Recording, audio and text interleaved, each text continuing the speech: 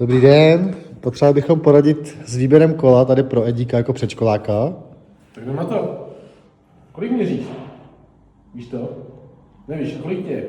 7. 7. Tak jdeme něco zkusit, hele. Co třeba tohle?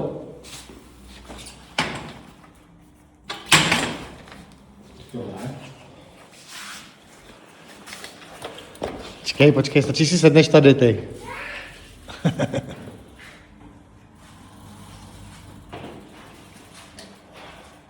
Pojď sem.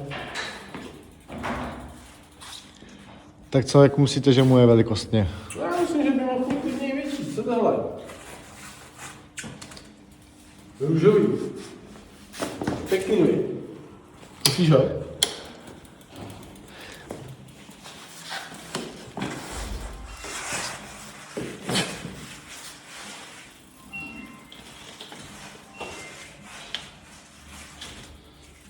Pěkný.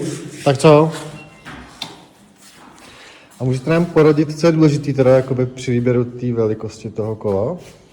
Já bych ideálně začal tím, kde se vůbec chcete pohybovat. Tohle je kolo bez odpružený vidlice s lepšíma pláštěma, že ideální třeba na cyklostezku nebo na nějakou šotolinu. Potom v momentě, kdy teda se budete pouštět do nějakého těžšího terénu, tak máme i kola s odpruženou vidlicí, nebo dokonce i dětský celoodpružený kola, ale odvíjí se to spíš od toho, kde se prostě budete s tím dítětem pohybovat. Zatím to vypadá na cyklostezky a takový rodinný výlety. Myslím si, jestli to je teda na cyklostezky rodinný výlety, není potřeba odpružená vidlice, protože to je samozřejmě váha navíc a v momentě, kdy prostě to dítě váží 20 kg a řešíme tady kilo a půl rozdíl, tak každý gram dobré, jo. Takže tohle pěkný nahočky bylo za mě ideální. A jakému teda velikostně? Kam by měl... Jo, asi si myslím, že aktuálně je spíš na té spodní hraně,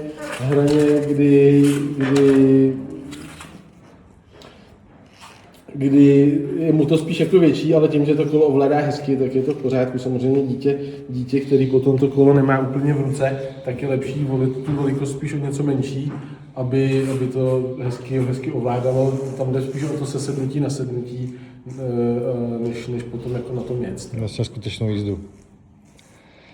Dobře. A nebo, kdyby si chtěl víc divočit, tak tady máme celoodpružený kolo. To je kolo do lesa, nějaký skoky a tak. To je něco pro tebe, viď? To by možná bylo nejlepší. Chceš ho zkusit? Tak ho zkus.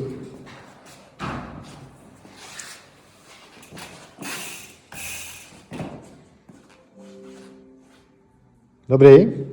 Dobrý. To taky asi na té, že je teď na té spodní hranici Je to tak, spodní hranice použitelnosti, trošku se s tím ze začátku prát, ale zase mi vydrží díl. Ano. Tak co, jaký by si vybral? Tohle? Tak s ním odjedeš?